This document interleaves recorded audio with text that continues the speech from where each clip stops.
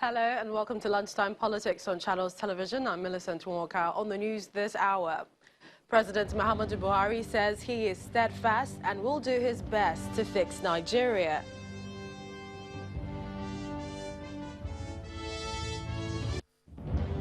And as President Buhari plans a visit to South Africa with consular and trade issues on the agenda, we take a look at the issues over the attacks on Nigerians and the task before the president. And the People's Democratic Party in Kogi State has raised an alarm over alleged kidnapping and attacks on their members ahead of the November governorship election.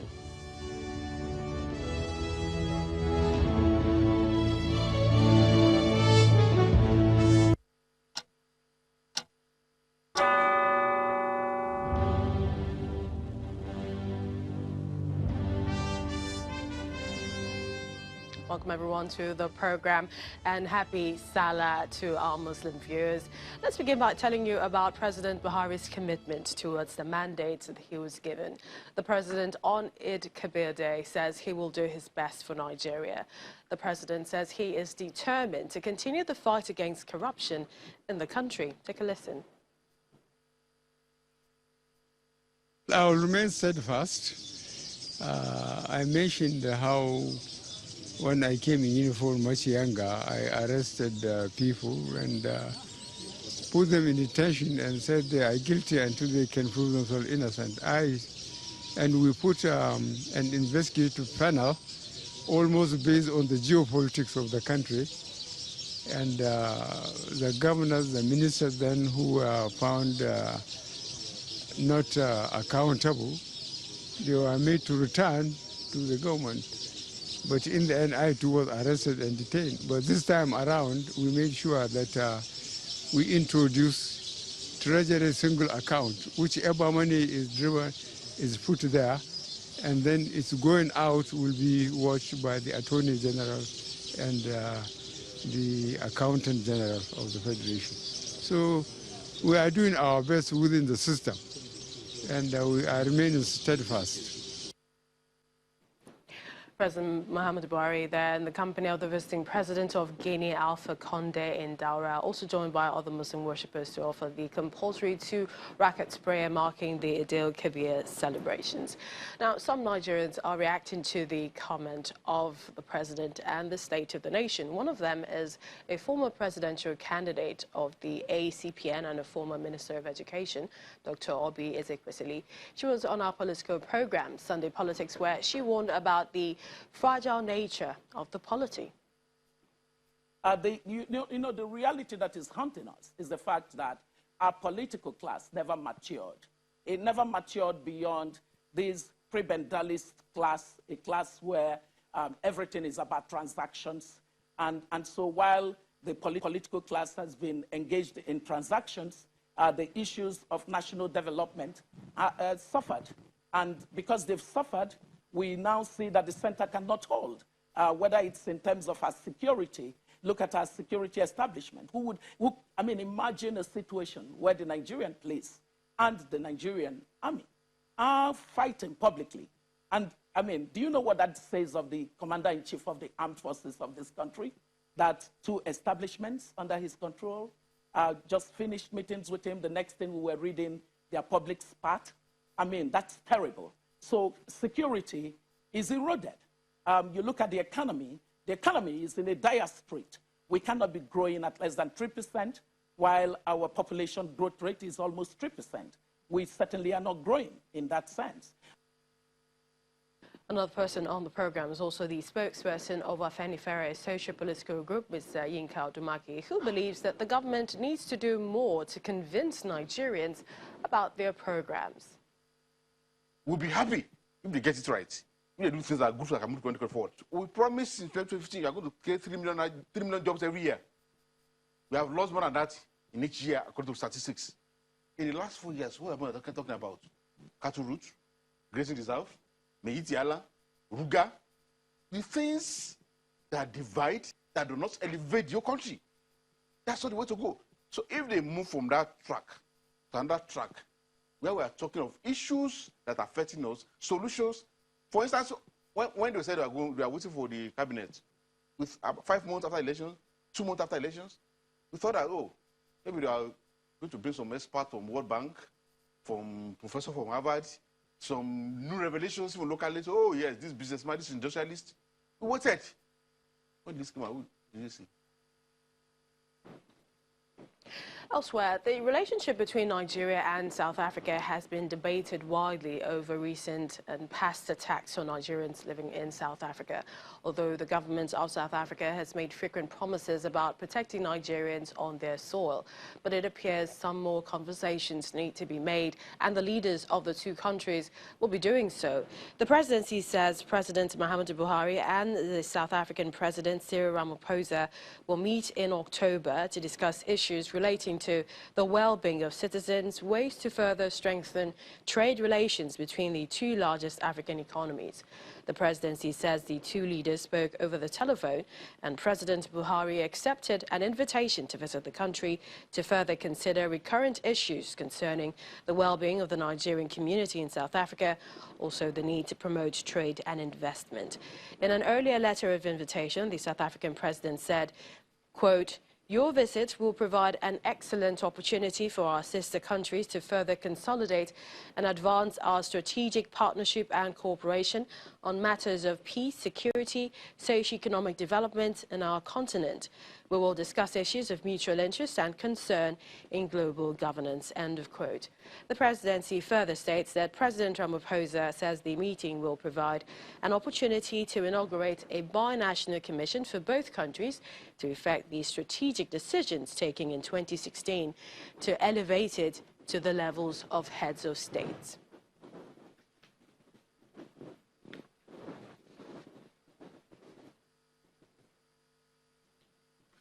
Well, let's get to hear more details about this trip, and this is from the President's Advisor on Diaspora Affairs, Mrs. Dabiri Erewa. She joins us now via Skype. I'd like to thank you for joining us this holiday, and as most importantly, that looking at this visit that is coming up in October, can you tell us for a fact if Nigerians and the world have seen the last of the killings in South Africa? Well, we all hope so. During the president's visit to South Africa in October, one of the things that will happen is that Nigeria and South Africa will officially commission the binational commission between the two countries. And of course, the issue of the xenophobic attacks and killings of Nigeria will definitely be on the front burner. Don't forget that the president of South Africa was in Nigeria not long ago where the issue came up, and he actually assured Mr. President, as well as Nigerians, that Nigerians were not the target, that the crime rate in South Africa is high, and they're doing everything to ensure that South Africa is a safe place for everyone. But since that time, a lot has happened, and one of the things Nigeria will be asking for is that investigations. And in fairness to South Africa, is the president's intervention. 8 South African policemen are currently on trial for being involved into the killings or maltreatment of Nigerians. So we hope that we get the outcome of the investigation. Also, Ms. Elizabeth Chukwu, who died while on a conference, the investigation is going on. It's actually been upgraded to a very high-profile case and been by a Brigadier General. So we know that South Africa has actually taken steps to ensure that they give us confidence that our people are not being targeted. So I'm sure all those things will come up. As of course, we'll be talking about trade relations between the two countries, because whether we like it or not, these are two of the biggest nations in South Africa, and we need cooperation and strong bilateral relations to continue to give our best, not only to the continent of Africa and to the world. So this meeting in October, which discussions are ongoing, will eventually take place, and I'm very optimistic that it will be very, very positive for both continents and the people of both continents. And indeed, you've also spoken with a lot of enthusiasm and optimism on this, but really, a lot of Nigerians are really upset with the rising number of Nigerians being killed in South Africa, leaving more questions than answers, asking questions about the reports of investigations that we hear are ongoing into several of these suspicious circumstances. And we also heard, I mean, you know that the lawmakers also said that perhaps there should be a travel alert to Nigerians visiting South Africa. Yeah, we are all upset. I mean, you can't have 127. In the last 2 years, 88 killed. Although we know that out of that 88, it was a case of Nigerians killing Nigerians, about 25 were a case of cult gang was in South Africa. So they're all upset. I'm sure even the president of South Africa is upset. But what we're saying is that, like, just as you said, we hear that investigations are going on. When will these investigations end? Then South Africa should show us a political will to stop this killing. As Tayo Fadiro also said when he came to Nigeria, you don't see billboards. They say no to xenophobia. You messages from South Africa to their people to say, you know what, these are not issues that we should tolerate. So we want to see the political will and the sincerity purpose of, assuring us that we are not being targeted. We know armed robbery. I mean, even in Nigeria, in the case of armed robbery, we know it's not the foreigner that's been targeted. It was just a case of armed robbery. So we need that political will to see it happen. And I believe that even before the October meeting, there will be meetings with the foreign affairs of both countries. And our mission in Joburg has actually been doing a lot in this instance. And I'm sure every case is investigated. What we just want is let's see the outcome of these investigations. So it gives us confidence that indeed we are, and we also accept that every nation has its challenges, just as we have, they have. So we're hoping that by the time this, even before the meeting, a lot should have happened, so that the meeting will, be the icing on the cake to assure all of us that as Africans, we're brothers. And as Africans, this is not the conversation we should have.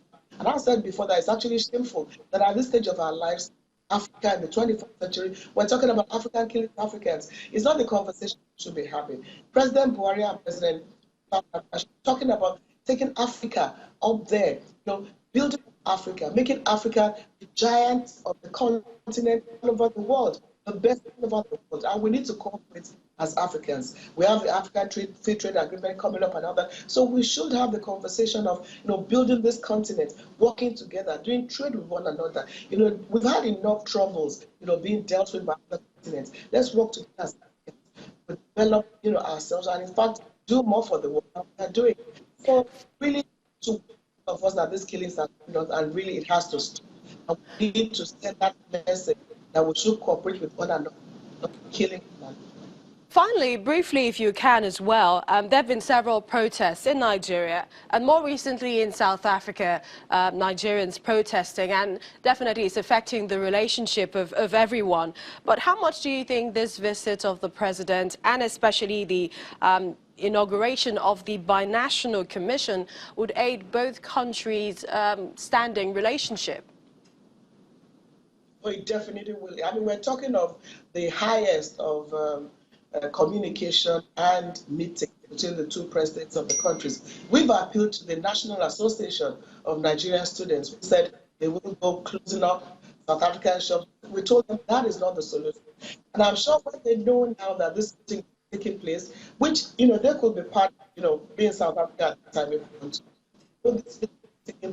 to. They will agree with me that closing up shops in Nigeria, South African business in Nigeria is not the solution and cannot be the solution. We are Nigerians, we accept competition. We're not afraid of competition.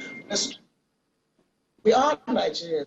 We are humane and we respect humanity. So we're not going to go, knocking down our shops and, beating up people because they're made of our people. We're angry, but that is the solution. And I believe that the National Association of Nigerian Students will agree with them that and let's just wait for all diplomatic channels.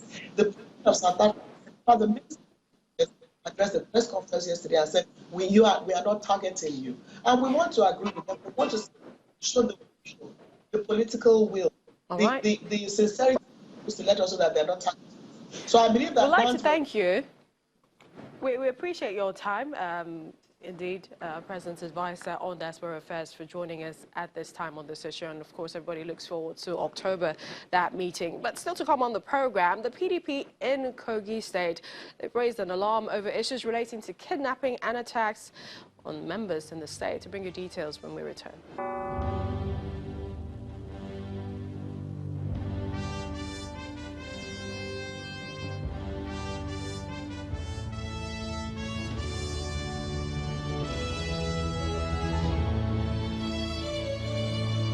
Welcome back, everyone, to Lunchtime Politics. And now here are some of your stories in brief. We begin in Kano State, where the Kano State government has instructed all district heads to shun the annual Durbar organized by the Emir of Kano, Mohammed Sanusi II, and instead celebrate the event in their respective emirates.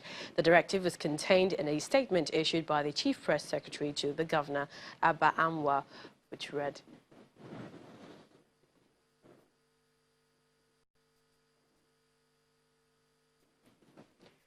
And back to South Africa, where the Minister for International Relations and Cooperation, Dr. Naledi Pandor, has described as false reports of targeted killings of Nigerians in her country, insisting that everything is being done to protect and improve the long-standing relationship that both countries have.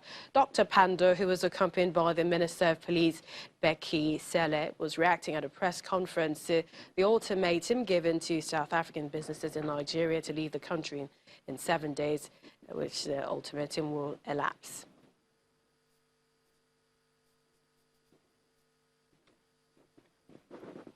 Well, we'll speak to the ears on the ground there in South Africa. South Africa Bureau Chief Betty Divya joins us via Skype. We'd like to thank you. Good to see you.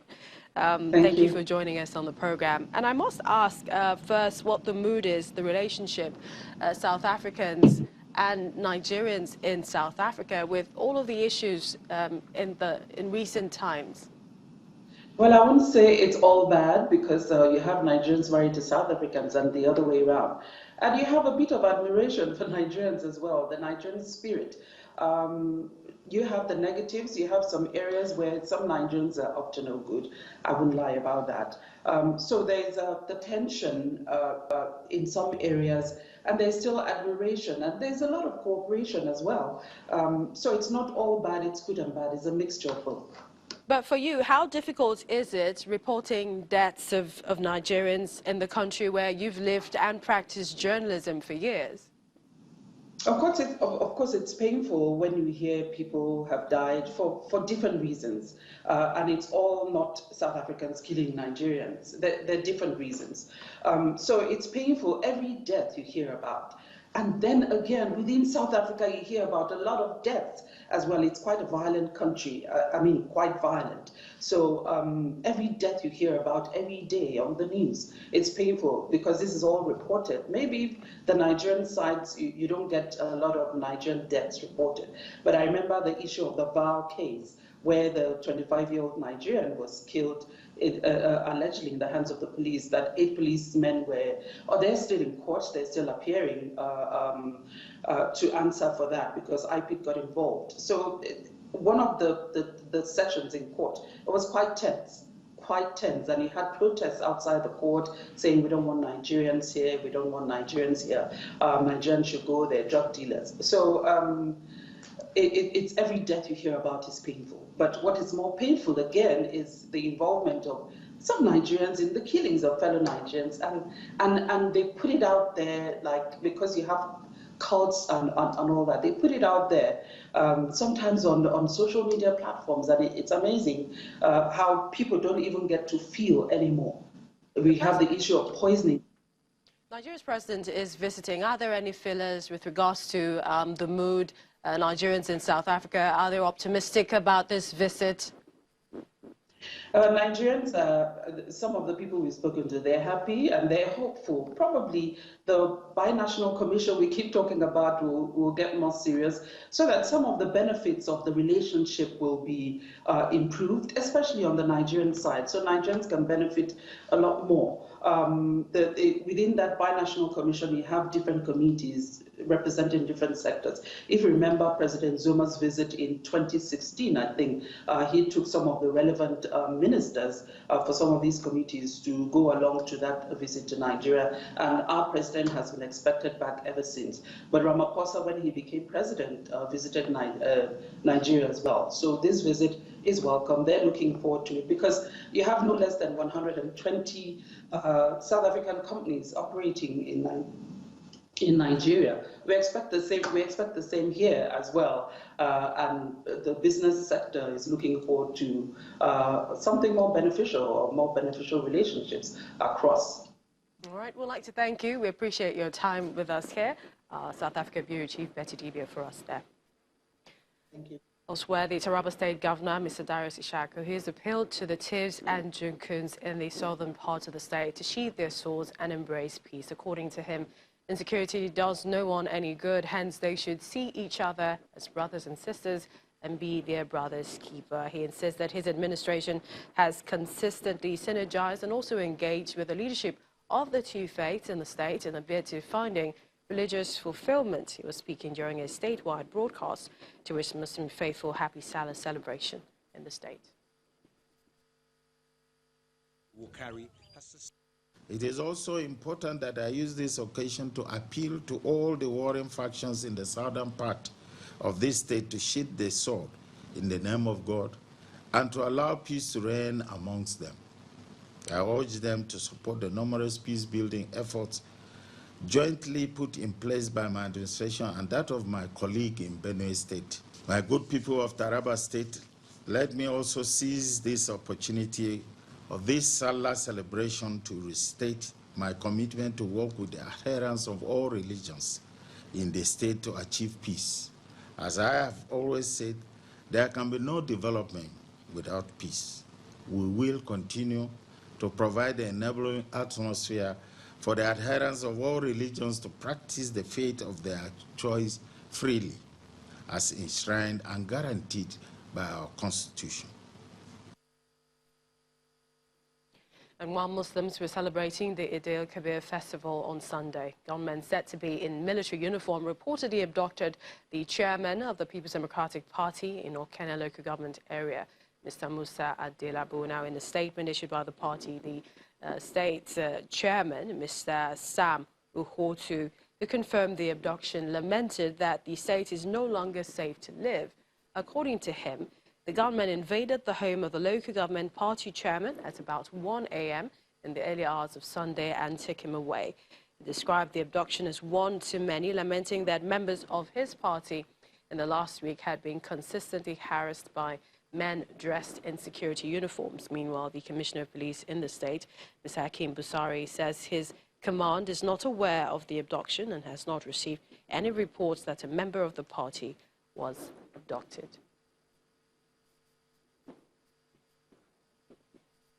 Now let's take you to some of the messages from eminent leaders across the country and the celebration of Eid al-Kabir. We begin with messages from thought leaders and also political heads in the country. Everyone seems to be appealing for peace and the unity of the country. In this prayer, it has to be continuous. We're not happy that some part of the country have been seriously challenged in terms of security. And it's like spreading a little bit to other parts of the country. Our state used to be known, a state anyway, by any standard, the most peaceful state in Nigeria today, save for little crises here and there. But I believe even without making so much effort, God has intervened.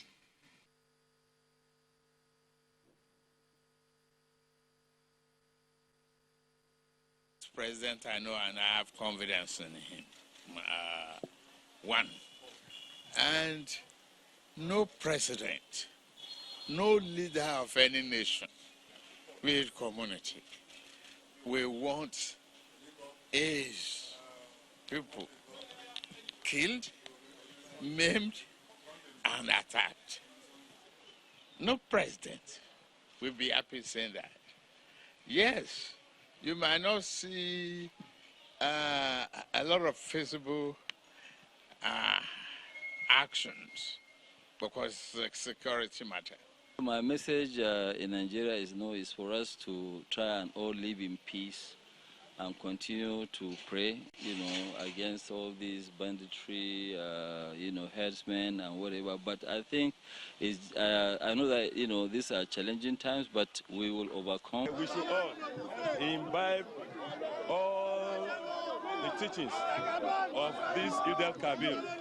It is total submission to the wish and will of the God Almighty. Happy celebrations from us here at Channels Television. That's how we wrap things up. Don't forget, join the conversation on our social media platforms at Channels TV, at CTV Politics, #LunchtimePolitics. Thank you for watching. I'm Millicent Walker.